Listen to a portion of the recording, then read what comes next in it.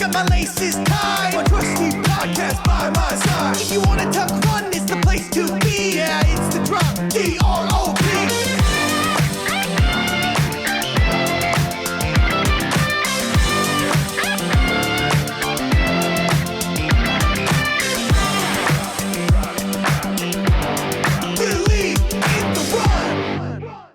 Hey, this is Taylor with Believe in the Run, and I'm here with a special guest today for a lot of reasons. We have someone who's played a competitive role in multiple sports. We have reviewers on our team that have been fans of this guy even long before he was in trail running. So it's pretty fun to say that we're sitting down with the Eli Hemming. Eli, welcome to the drop. Well, thank you for having me. I don't know much about the Eli Hemming, but Well, I say it that way because, I mean, America's kind of in a heyday of trail running. Our sport has exploded so much. And to be able to compete at the level you have been in the last few years on the world stage, not just at the local stage here in Colorado, which is enough of a feat, or in America, but like on the world stage, your name is out there. You have course records, you have championships. Like you're going to be wearing Team USA here pretty soon for world championships as well. Of like you're at the pinnacle of our sport. So I feel like, from a fan's perspective, the Eli Hemming is, it's a little worthwhile. nah, we'll just stick with Eli. How about that? We're still in the niche sport here. Yeah, but we can't. I I don't want to go around the fact that there are truly world-class athletes in this sport, and you're one of them. So just thank you again for sitting down and chatting with us. Um, I kind of have a big question to start us off, if you don't mind. Yeah. Can you give me your full thoughts and feelings about America's obsession with ultra running? Oh gosh, it is that is a tough one. Um, it's kind of one of the I feel like it's one of those things where it's not necessarily a skill thing. Like if you can endure it, you can make it through an ultra. Like it's not necessarily you need this certain level. You don't need this certain VO2 coming in. You don't need all of this special things. Say like if you're trying to be one of the best in the world that's sub ultra, a little bit of talent goes into that. A little bit more talent goes there. There's a little bit of like, okay, yeah, well, you know, Killian Jornet's VO2 max is like 8 points higher than mine. That's hard to compete with for a lot of things. But I think people kind of love the fact that it's something that everyone can do, and it is so unbelievably hard for everyone. Um, and I don't know. I go back and forth whether I love it or I don't.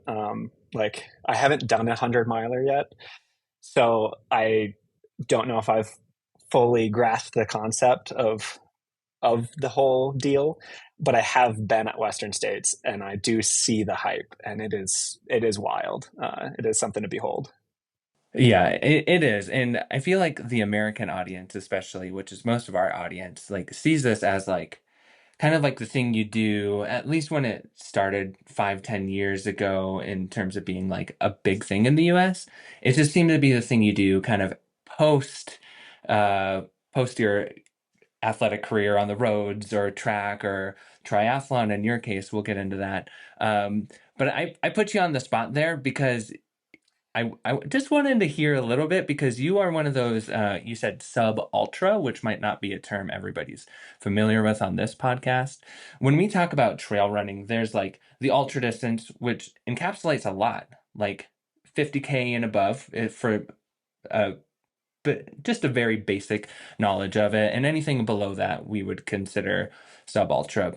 But in America, we have this obsession with ultra so that I feel like even though that sub ultra category is really growing, it's not as appreciated here in America. And you've been one of the ones on the American side that have brought that really like elite level, global level athleticism to the trails and put that on display. So your bread and butter is that sub ultra. Can you describe it from your perspective too? And you're a coach as well. of like what makes it so much harder. I'm gonna Oh, say it that way. yeah, I don't know. I don't know if harder's the right way. Like I think so. I've talked a lot with different people. Like I think the best way to describe the difference is just taking it to its absolute extremes. Of say, like you have 800-meter track race. That is pain, is what that is.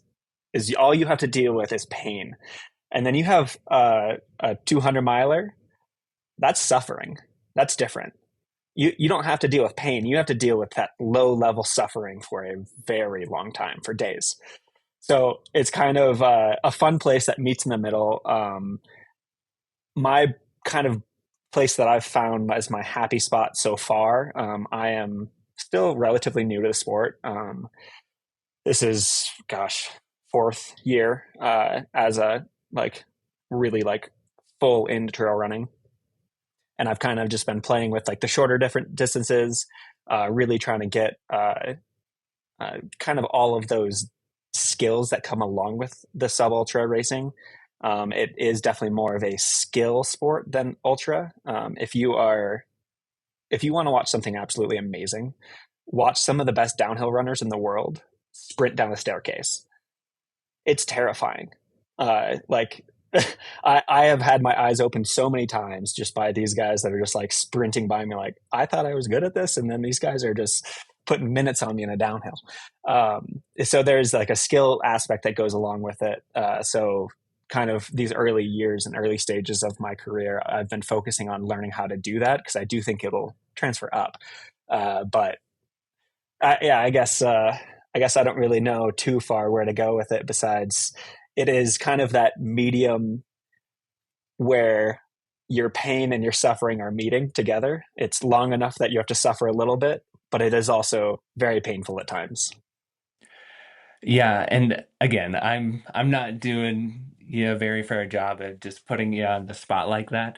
Um, but you come from a background where that pain aspect with triathlon and skill set and gear all have to meet really well. Before we like really deep dive into that, can you give us a little more of a background? Like, how did you get into triathlon and talk about your triathlon days a little bit? Yeah, so I was a triathlete most of my life. Not many people can say that they started at triathlon at the age of 7. But my mom was a triathlete growing up. Yeah. And being from Colorado, I was in a very fortunate position that there are actually youth triathlons. So my mom started a triathlon team when I was 7 years old. She had had a swim team all growing up. So I swam since I basically popped out, been swimming. And then at the age of 7, we were like, we want to do triathlons like you. And she's like, okay, go find one friend each. And this was to me and my 2 siblings. So we had 6 people join the triathlon team, and we had like 3 races a year, and that we would just train, kind of train as much as a 8-year-old or 7-year-old will train, right? Like we were playing ultimate frisbee and like practicing putting our helmet on. Uh, and so kind of through that, like I started at such a young age that kind of found that those skills had been developed very early, and then started going to more and more competitive races. The US has a pretty serious youth and junior elite program that you race around all around the country. There's kind of, you can go pretty much race around the world. Pretty much since the time I was 16, 17, I was traveling the world with triathlon. And then, yeah, so kind of crazy just how much that triathlon has gotten me around the world. And then at the age of 19, when you age out of the junior category, you're kind of thrown into the world of, okay, what do you do now? Because at the time, there wasn't much of a collegiate scene. It's a club sport for men still. The women are bringing in an NCAA program, but it was kind of, okay, well, I'm going to pay for my school because I'm doing well enough in high school cross country and track that I can get some D2 school paid for. So I started school in Denver at Metro. Wasn't really for me. The program was, it just didn't quite work out. And I was missing that triathlon, missing that lifestyle. So after about a year and a half, I left that, left Metro, started doing school online, and went fully professional in triathlon. And I was that for 6 years. Wow. Okay, so then like when you went into school, did you have an idea of what you wanted to go into? I know it didn't work out, but So I was in when I first started. I think I was in the athletic training program, and then I just went into kind of a business thinking. Uh, the athletic training, I was like, that's I'm not going to be an athletic trainer. It was just like it made sense because it was kind of a physiology thing. I enjoyed that, but then it's like business actually makes sense, and that's a useful degree, and so I'll continue going towards that. So that's kind of what I stuck with. And then as I went online, that's what I stuck with. so how old were you when you started your professional career as a triathlete? So I was 20 years old when I actually like first started racing as a professional. I think I had my elite card since I was like 17 years old though. Okay. And then what was that like? Like that world is so different than even the road running space, track running space, trail running space. Like, what's it like to be an elite in the triathlete space? Yeah. So there is kind of, along with everything else that's crazy, there's also like there's different parts of, you have kind of like the ultra versus sub ultra of triathlon as well. You have the Ironman style, like 70.3, those style races, or what I was doing was the Olympic style races. So I was trying to qualify for Tokyo. That was kind of my big goal. I got in, this was probably 2014, 2015 that I actually like started racing professional. So it was a bit late to try to get into Rio, but it was like, okay, all things go towards trying to get to Tokyo. And so that kind of, it's a interesting little world that you're in. You're traveling the world, going to like, gosh, I went pretty much everywhere. There's about 10 World Series races a year. And so basically you are fit all year round. There's no peaking for a certain race like you do in running. A lot of times you're like, okay, well, I'm kind of unfit this time of year. I'm not fit this time of year. And then I'm really fit for this specific race. So that itself has been a learning curve coming to running, but it was. So then training for that, and I have a coaching background too, but not triathlon coaching background. So do you like focus on a certain discipline to keep you in shape? Like a season, like I'm gonna do a season that's mostly focused on the swim during this season, or like what does it look like, or what did it look like for you? So I would say unless It's you a have a hard thing to be that fit all the time. it is extremely hard on the body. I would say that I spent about 5 years overtrained. um, yeah, so it was, and I don't know, triathlon's kind of a funny thing too, where you do have so many different modalities that you spend so much time training. Like I was training 30 to 35 hours a week of aerobic exercise, not including all the other little bits and bobs do you do, right? Like Which would it's put a a lot full-time of, job. yeah, it would put a lot of like even those who are competing at an elite level for ultra 100 milers, like you don't put that kind of time in. You don't need to necessarily, Yeah. but And I don't think I can do that, right? Like I've put in I put in a 25-hour week just recently, and that was like, yeah, my joints are starting to hurt a little bit. I need to ease off a little. um, but yeah, I think unless you're really deficient in some aspect, it's kind of your training for all three at a time. Especially the draft legal side of it. It's so fast and furious that you can't really let go of anything because okay, say even like you're getting off the bike for a 10K, you still have to run sub 30 minutes on a 10K yeah. if you want to be competitive. So that term draft legal, I wasn't familiar with it, but our reviewer Michael, who is also grew up in triathlon, he had the specific question of you came from to trail running after a competitive career in triathlon. What he said, what lessons have you been able to apply from the draft legal triathlon racing to your time on the trails? I know that's kind of skipping ahead, but what does draft legal mean? Okay, so yeah, so sorry. That's kind of going back to the two different sects of triathlon, where you have Ironman and then you have the Olympic style, which is the draft legal style. So draft legal basically just means that on the bike you're sitting, you can be in like a peloton, you can be in a pack where you are drafting, and so it's a little bit more. It has in the past been where like you swim really fast. If you're in a good pack, you're great, and then you have to run really fast. Yeah. Things definitely changed. Like when some super bikers come in, and you're like, okay, the whole thing's fast now. But it is something that, yeah, it's just a very different style of triathlon than basically Ironmans are built to be time trials. They're built to be, if I'm out by myself, it's doing the same thing. They're how far you have to stay away on the bike is questionable on if you still get a benefit or not, or Okay. even a psychological benefit. But that's the basic idea before I go on too long of a tangent. Yeah. You can go on whatever um, tangent you want. yeah. So, gosh, I've learned a lot with coming over, and I think I came at trail running with a great understanding of just overall fitness, and an understanding that I don't just have to run to be fit. And I think just being fit in general has been something that's kind of saved me as I've learned the skills that come with trail running. I definitely fibbed my way through a lot of races that with people that were much more skilled than I was, because I was very fit.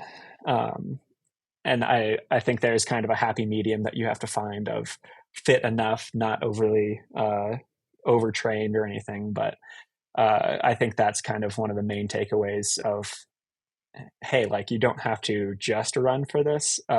If you show up healthy and fit, you'll be better than off if you show up with an extra 20 miles on a week. Yeah. Yeah.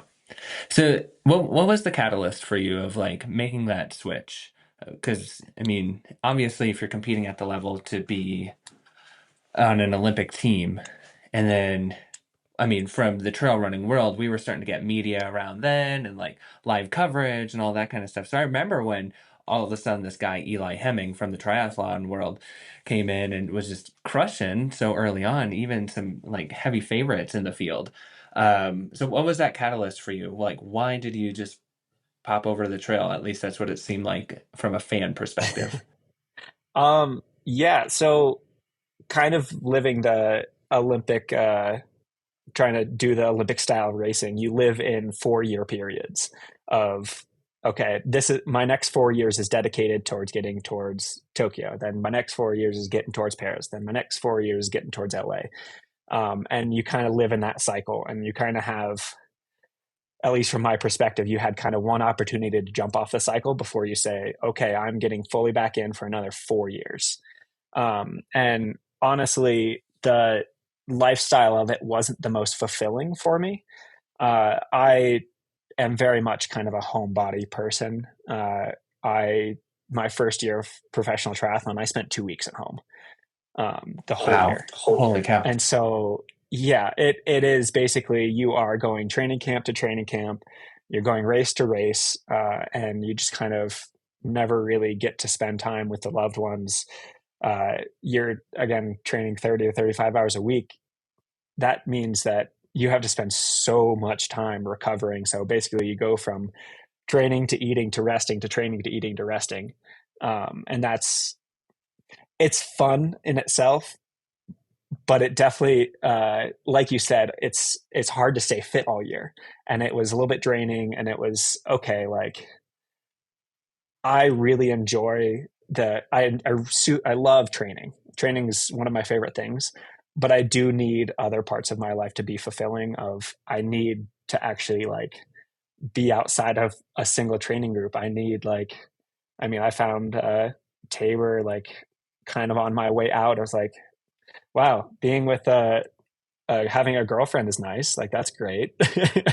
Not a Yeah. now wife. But Uh-huh. it was, yeah, it was kind of just one of those of, I didn't feel that I was getting much of a life outside of triathlon. Like my entire life was triathlon. So kind of stepping back and being like, life's not that long. I got to do things that I enjoy, and it can't just be sports. And then like 10 years down the road and I'm done with it, I'm like, okay, well, I've learned absolutely nothing. I'm here by myself and my body can't take sport anymore. I'd like sport to be something that lasts forever. I think I need to find a happy balance. And kind of honestly, my first thought was, oh yeah, I'll go towards 70.3 or Ironman stuff. Then I can train at home, be with my loved ones, be with my friends. Um, Where was and home for you that, at this time? so at that time, I was mostly calling home like Boulder area. My family's about 90 minutes away from Boulder. I'm kind of a little no-name town. Then, yeah, it was kind of one of those. Oh, sorry, I lost my train of thought there a little bit. Um, Exercising too much, you know. um, yeah. So it was just one of those trying to find the thing that worked the best for me. We, my wife, my now wife, and I went to a random trail race. It was called the Spirit of Trail, I believe. It was in Buena Vista. We kind of Okay, just like yeah, hopped in last minute. It was, I think Jason Slarp was the RD for it. Um, and sound about right. we had like the best time there. It was so much fun. We were like, and by the end of the weekend, we were like, should we just be trail running vagabonds? Like, let's buy a van. Let's go around to trail races. Like, we don't need much money to have a good time.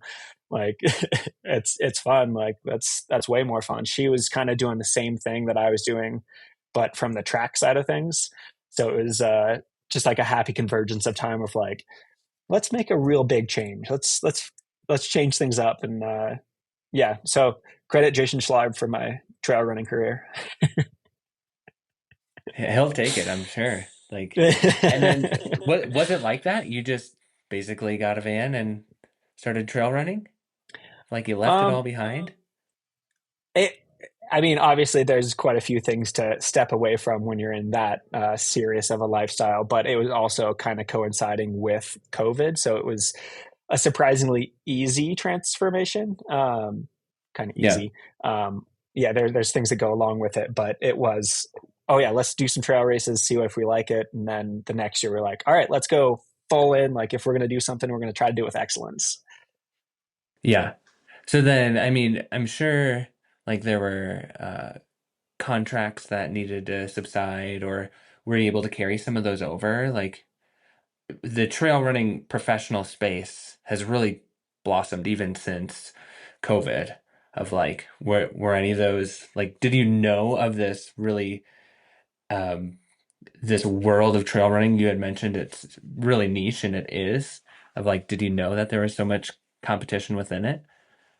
Not really, honestly. We kind of jumped in before knowing it could be an actual job. We were kind of thinking more so like we were going to have other jobs and just be trail runners and just enjoy ourselves trail running. That it actually turned into a job was a happy coincidence, and like we Yeah. did like we hopped through some hoops to get to that point of like, yeah, we kind of emptied the bank account to get to one race or another. Like say, so we went to All, which is kind of one of the biggest sub ultras in the world. Yeah. Uh, but that basically emptied our bank account. But And but that was Tabor, yeah, Tabor crushed it, and she kind yeah. of got our foot in the door with the Golden Trail series, and that really opened up so many doors for us. Like it was one of those it was one of those things that actually like got our foot in the door of elite trail running. And so then, like the Golden Trail series is well known now, but at the time, it was kind of this startup thing of like trying to organize a few existing races around this series and like elite level competition. And I remember when, yeah, Sears and all, Tabor did really well. You did pretty good. And then you started climbing the ladder too into that top 10. Can you describe the Golden Trail series a little bit for listeners and just like how that works? Because once you're in a competitive, they try to take care of you, right? Yeah, so they do a pretty good job. They so basically what the Golden Trail is is they have a big long series of races, but it is kind of one of the top levels of sub ultra racing. Like it's kind of where if you're going to try to be a professional in sub ultra racing, you do have to go show up to those races because they try to pick some of the most competitive races they can find, like a Sears-Zanal or like a Zagama, kind of those really famous high level races, and they try to make them into their series. You get points towards it, a final, and then you have this final blowout, and they do they are what made it possible for us to get to like their final. We scored enough points that we got in the top 30, and they helped us out getting to the final race because we definitely couldn't afford to get to. We went to Madeira for a 5-day stage race, and which also one of the most terrifying things in my life. Like I will never go back and try to run that Madeira again. I will go try to like they have all the like the ultras there, and I'm like, okay, I can run slower there. But that's what I was talking about when I was saying the guys running minutes into me on staircases. Okay. Terrifying. Yeah. I came out of that every single day with a new injury. Oh gosh.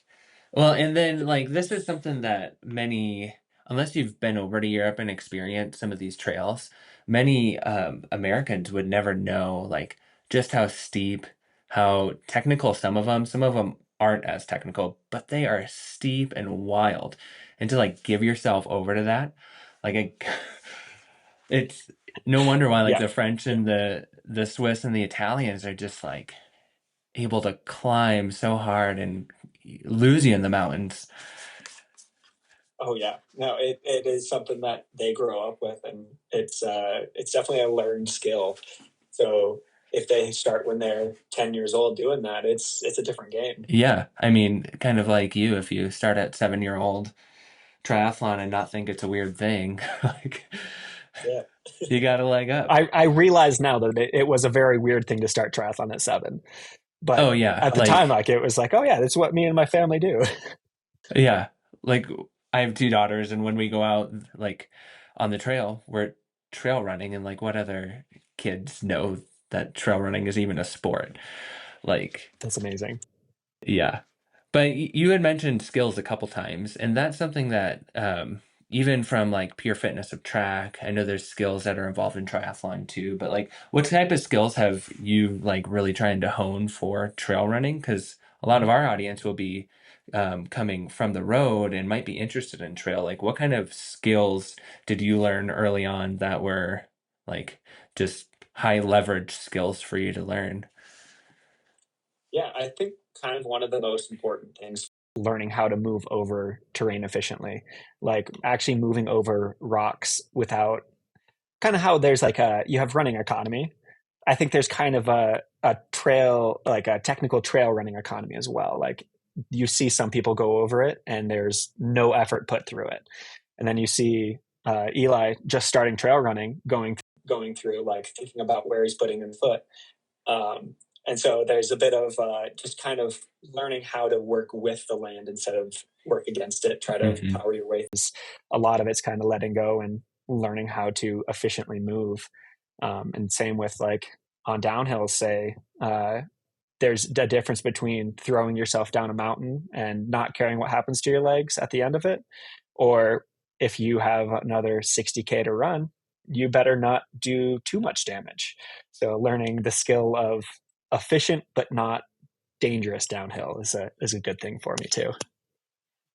Yeah, and as a coach too, and like learning how to like a big adjustment for me coming from the roads and track was like learning how to train based off of like effort and hours and getting to learn your body rather than just miles and other metrics that we're used to in running of like is that how you typically train as well?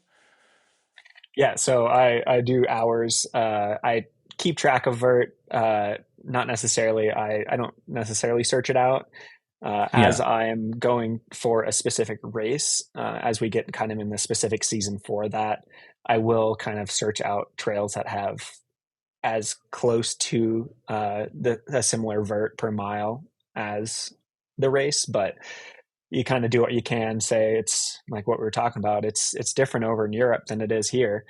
We have kind of like four different trails in the nearby area that I'm like, oh yeah, that is very similar. That's as similar as I can get to a European trail. So I will run those on my specific days. And then on the other days, it's like, well, you're still living in Colorado. Yeah. Yeah, exactly. And you live in a pretty specific place in the Colorado mountains, small town named Kremling. Most people would know it as like a guided hunting area or just a desolate ranch land between mountain ranges. But for you and for I, who know the area a little bit, like that's a pretty prime spot for training, actually, of like the access you have to three different mountain ranges right near you. You also have like rolling ranch land, like, and so much more. You obviously know the area much better than I do. But like, what's it like living in Kremling in this? Um, Most people would not choose to live in Kremling. Let's just say it that way. But you and your wife Tabor are there. Like, how did you get there in the first place? Like, how did you find Kremling? Yeah. So in the first place, so Tabor's family she is a sixth generation in the Grand County area, um, fifth generation on their current ranch. Uh, so she is a full-blooded cowgirl. So by technicality, married in, I'm a cowboy. Yeah. So, yeah. No. So we moved up here. She kind of brought this to me pretty early on in our relationship. Honestly, like it's like, hey, like I'm very into you, but just so you know, I'm going back up there as soon as I'm done with school. Like that's where I live. That's where I'm supposed to be, and that's my favorite place in the world. And honestly, when I was first like, oh, that's interesting. Like I've never really been around, and then the more time I spend here, I totally understand it. It is an absolute gem here, and it's an amazing place for trail running. Even it's definitely a hidden gem. The variety, like you were saying, is I think kind of unmatched. We kind of call ourselves. It's more so for the skiing that they do it, but I think it kind of it works for trail running as well. The center of the universe, um, because we have so many different ski resorts all within like an hour drive of us. We have Winter Park, we got Breck, we got Keystone, Steamboat, and we're all just at the center of it. So we're the center of the universe, and it's kind of the same with trail running. Like, yes, we do drive a little ways to get to specific trails, but we first off have great trails in town. Uh, Again, like I was telling you beforehand, All Trails doesn't know where anything is around us. Yeah, but then you do have access to pretty much all the mountains you want. If you want to go do some like serious mountaineering, you can go up into the Gore Range. It's a dangerous place, but absolutely one of the most beautiful ranges in my eyes. You can get up to Silverthorne within 40 minutes. You can get up to Winter Park. You can go over to Steamboat and run some kind of flowy, easy trails. It's we have everything. Yeah, it's one of those places of like whenever I drive through, it just kind of pulls me right back to my rural upbringing and like I think I have maybe the eye for it, but like some of the best trails actually are the double track that runs through all that private land. Yeah. Like I'm sure you guys get a lot of that through ranch land too. Oh yeah, and we have a lot of trails. So on Tabor's family's ranch, we have like 200 head of Angus beef. When we They make actually really nice single track. Oftentimes they disappear, but they do have like it's funny. They walk pretty nice gradient because they don't want to walk straight up the hill, so they'll walk kind of meander up the hill. So we have a lot of what we call bovine byways. Ah, nice. Yeah. Yeah, those are some of our favorite trails. Endless miles on the bovine byways.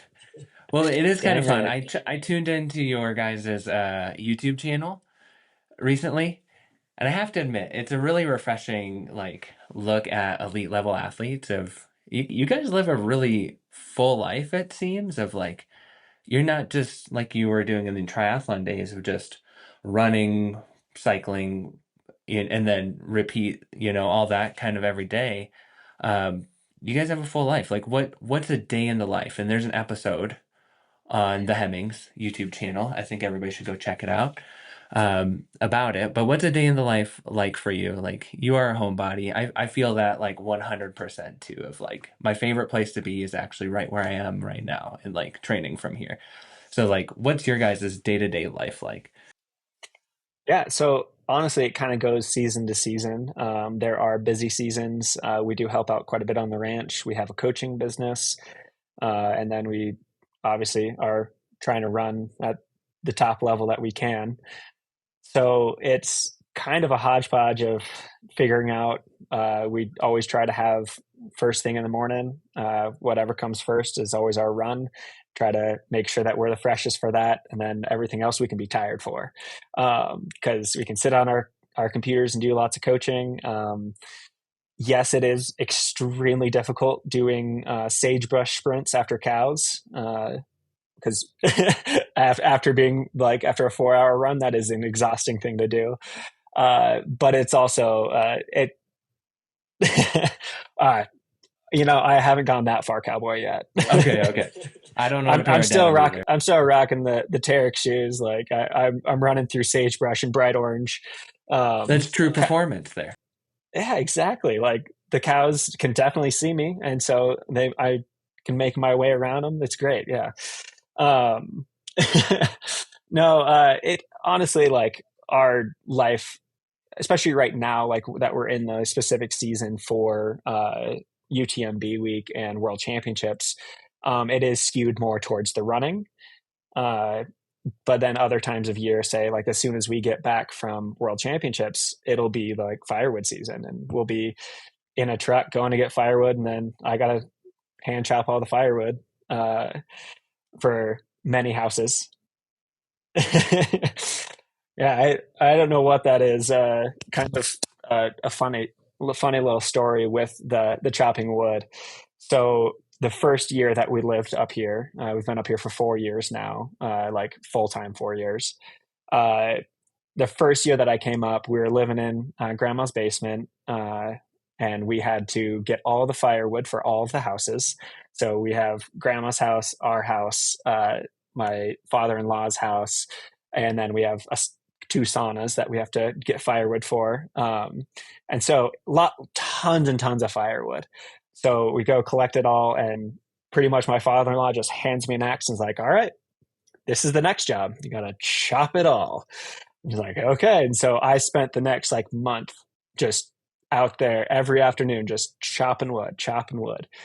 And then the following year, we do the same thing, gather all the wood, put it in piles, like getting ready to chop it. And he's like, we actually have a wood splitter. I was like, are you kidding me? And yeah, I don't know it. He's very into his tests, and I don't know if that was a test to see if I was dumb enough to do it, or if it was a test to see if I was strong enough or dedicated enough to do it. I don't know what it was, but it was a test for sure, and I think I might have failed. Hey, you're still here. You're still around the ranch, so I'd like to think you passed at some level. Oh man, that's so funny. So then, like, speaking of like, well, and like, the Kremling Valley is one of the coldest valleys in the U.S. too. Like, just thinking of it, like on the continental U.S. Is that right? Yeah, so we kind of fight with Crescent Butte and Gunnison to be, and sometimes Alamosa, to be the coldest part of the state. And then as you get up, like not too far away is Fraser and Tabernash, which they call the ice box. So Yep. it can get pretty dang chilly. So that's a lot of wood you Luckily, chop. it is a lot of wood. Yeah, it can get about -30, which is where Fahrenheit and Celsius meet, which they should never meet. Just so you guys know, No, that shouldn't be a thing. that's why I left Um, Minnesota. yes, but honestly, like I don't think it's necessarily that bad. We have first off, no bad weather, just bad attire. So have a good coat. You'll be good to go. And when it's -30 up here, It's also a bluebird day. It's Yeah, sunny. exactly. It's just cold. Yeah. Yeah. You find the way. You find the way for sure. Absolutely. Yeah. It's definitely worth living here anyway. Oh, totally. And then you get to a summer, like that's exactly where like Colorado is always worth having a good summer to run in. Absolutely. And building fitness for sure for big tests coming up. So I know you're going to be out at UTMB, Mhm. and you have the World Championships coming along, which are about a month away from each other. Um, would you like to talk about your first race coming up at UTMB? Yeah. So I will be doing the longest time-wise race of my life. I will be doing CCC, which is a pretty big step up, honestly. So I've done 100K before, but it was Black Canyon, and yeah, it was so very different. It was a 7.5 hour event versus a 10 hour event. I Ideally 10 hours. Let's hope 10 hours. If it's more than that, I did some bad training beforehand. Um, yeah, it's going to be a bit of an adventure. Kind of we were saying like 50K was kind of my happy spot, and I've had some great success there in that Yeah, distance. just great success being the OCC champion last year and of like so you Yeah, know the train, you know how to go hard in that. Like what's do you have any like obviously the distance, the time, like what how is your training slightly altering or is it even changing for going up the yeah, distance and preparing for worlds after that? yeah. So kind of how I'm looking at it is making sure that I am durable enough for the 10 hours. I definitely know I have the output to I can rev high at a for a very long time, but I don't know, making sure that my body can actually handle the pounding for that many hours, that much elevation gain. It's pretty substantial. It's a meaty race, and then you're just going up To and say down the mountains, least. and Yeah. yeah, all the way around or halfway around Mont Blanc. It's a big day. So kind of the training is skewed towards going longer. Kind of before like last few years, I have been pretty much double almost every single day, like 2 runs a day or 2 activities a day. And I haven't done a double this block. I've been putting it in singles, making sure I can get as much recovery as possible. I am actually taking more rest days because of it. But I think the fitness is not going to go anywhere that I've built up over the last few years. I'm more worried about making sure that my body is durable and can handle that much distance and that much time, that much climbing. That's kind of again a funny one. Like we're living in Colorado, we can get some big long climbs, but they get you up pretty dang high. Like I've done quite a few runs that I end up at 14,000 feet, and at what point is that not specific anymore? Yeah, exactly. It really is hard to match anywhere in the US though the type of grade that at least you initially start off like for CCC it's a lot of like up and over a pass, back down to a community, up and over again, back down to a community. So but those climbs out of those towns and villages are just insane. So like how do you prepare for that? Yeah, we've been we basically scoured Strava and pretty much every map I could find, looking at trails, trying to find the most similar we could, because they are very specific trails. Like they're not only are they just extremely steep, we can find a lot of extremely steep trails in Colorado, but how often are they boulder fields? Like they're not running, right? Like you go to Chamonix Valley and you got to be running these things. They're smooth, beautiful, big, wide trails, but they're dang steep. So yeah, we have kind of a probably like 4 trails that I'm like, yeah, this is actually specific. Like this is a good one. And if I'm training for that, it's like, okay, I will make sure I I try not to be, but I've become a lap guy this block, and I've done quite a few laps on hills. I really don't like laps. I prefer doing a big long loop. I feel more accomplished at the end of the day instead of getting back to the car like, all right, grab a Just bottle, ran time that to go quarter back up mile. the hill.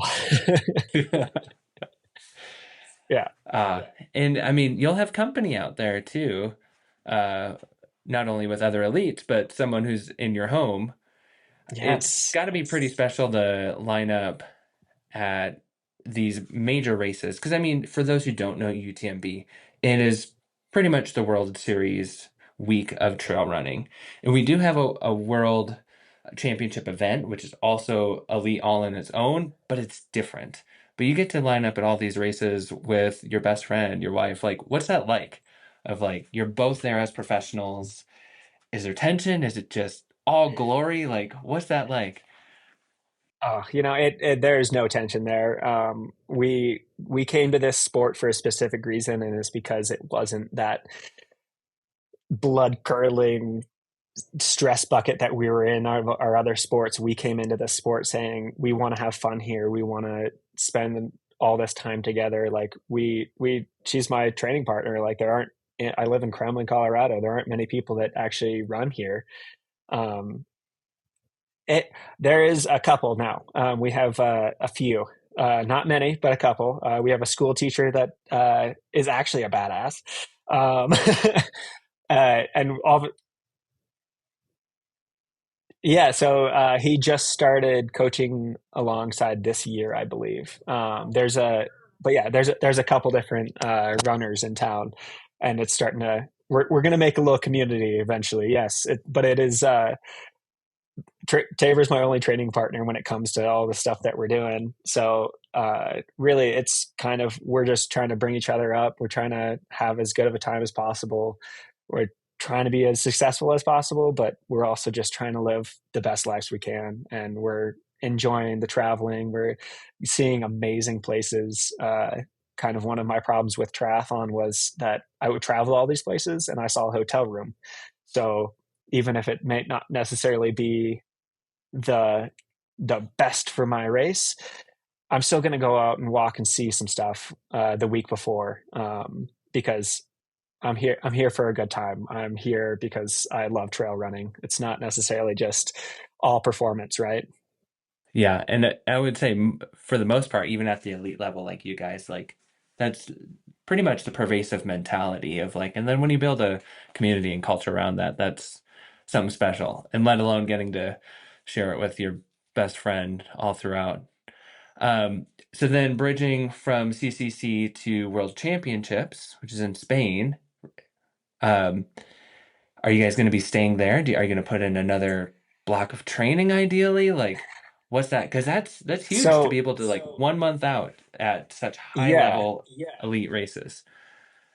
that is the $1 million question. So we are going to stay over there. We are going to stay in the Chamonix Valley for a couple weeks, I believe, and then we're going to head over towards Confront. The life. Yeah, it is actually super special that we're going away for this long. We're kind of seeing it as one of the few times that we actually get to be away for this long. It's a slow season with the ranch, so it's a bit easier to step away. And it's kind of we're gonna kind of go by feel a little bit. The biggest question, obviously, this is the longest races we've ever done, so there has to be a respect on that, and so we do have to recover as well as possible, and that is one of the reasons that we're not coming back. International travel is exhausting, let alone after a 10-hour race. Yeah. And I don't know how my body's going to feel after that. So my plan is I have a little Airbnb that I plan on spending at least a few days in, um, and then kind of go from there, see how the body feels. I think eat as much as possible, hopefully get in a couple good sessions towards the middle of that block, but not really worrying about losing fitness. I am a firm believer it's pretty easy to hold on to fitness. It's really difficult to gain fitness, but it's not too hard to maintain. Kind of even looking at it as CCC is that huge stimulus that if we recover and if we adapt to it, we'll probably come back stronger, versus if we do that race, try to train through, we'll probably just end up broken by the time we get to world championships. So I think it's more so respecting the sport, or respecting the distance, and seeing how we feel. Yeah. And your dilemma too is you're going from CCC, which is around 100K, to the short course trail running. And um, for the net or the world championships, there's a few different styles of races, and you have to compete to get into one of those styles of races: long distance, short course, and then the VK course. And you're in that short trail distance. And what's the course look like comparatively to CCC? Yeah. So I think the one thing I do have going for me is it's more so in my wheelhouse. Like they call it the short distance, but it is still a marathon. Yeah. Like it's not that short. And there is, I think it was 12,000 feet of elevation gain in it. So it is serious. But in that, it means that it's not necessarily that fast. Which, coming from a big stimulus that is a little bit slower, like a CCC, I think that's kind of honestly a very good thing. Like if it was going towards like a California carpet race, it would be a very different situation of like, okay, we got to figure some things out and like kind of got to plan on being faster before CCC, so that we can hold on to it. But I think it actually isn't the worst going from CCC to that distance. Again, it's more so in my wheelhouse, so kind of going back to my happy space. But we'll see. Yeah, I guess we'll see. Where you're quote unquote comfortable. Yes, quote unquote. Very uncomfortable in that comfortableness. All at the same time. Um, from a sports perspective, because this has come on since you've started as a professional, we now have a world championship where you get to sport your country's uh, name on the front of your jersey. Like, what does that mean to you? Because that feels like every kid's dream of like, what is that like? Yeah, and I'm coming from kind of a funny place where I raced in the Team USA triathlon kit for so long, that, and stepping away, I kind of forgot. I think I became numb to it a little bit in triathlon, and now being away for so long and coming back, I kind of realized that it is such a special thing. Of it kind of becomes it becomes more of a team sport, right? Like it's something that it's the US versus the world, and like you are racing for more than just yourself, which I think is such a special thing. Um, yeah, I just think it becomes more of a team sport, and just such a Yeah. cool thing to be a part of. Well, and it's always cool. Like we always give Adidas Terrex credit of like you guys have such a unique team in the professional space of like you have that, and now you're gonna be on. Some team members will be on that US team with you, and some from other brands or even non-sponsored athletes. Of like it's a pretty cool mix of like being able to go from your established team into another team, and really kind of be a role model in that way of like knowing what that's all about. That's pretty cool. No, it is very cool. And like, yeah, like you said, Terex is a pretty special thing in the trail running scene. So like I have a weird introduction into the team aspect of Team USA. So I'm super excited to be a part of it. And like, I think it'll just be a super great experience. Hopefully a lot of those people can live that for the first time and keep living it. Yeah, that's amazing. And I just want to say thank you for chatting with us today, and best of luck in this next month and 2 months on the best races in the world. Like as a fan, I am excited. I'll be Team USA, Team Eli all the way. So the Eli Oh, Hemming. thank you so much. Thank you so much. Really appreciate it. Yeah, dude, this is a pleasure. And we'll be out at UTMB, so if I see you around, we'll yell at you or yell for you. Please do. Please do. Okay. Thanks, Eli, for chatting with us. Thank you. Give a good stretch, got my laces tied. My trusty podcast by my side. If you wanna tuck run, it's the place to be. Yeah, it's the drop.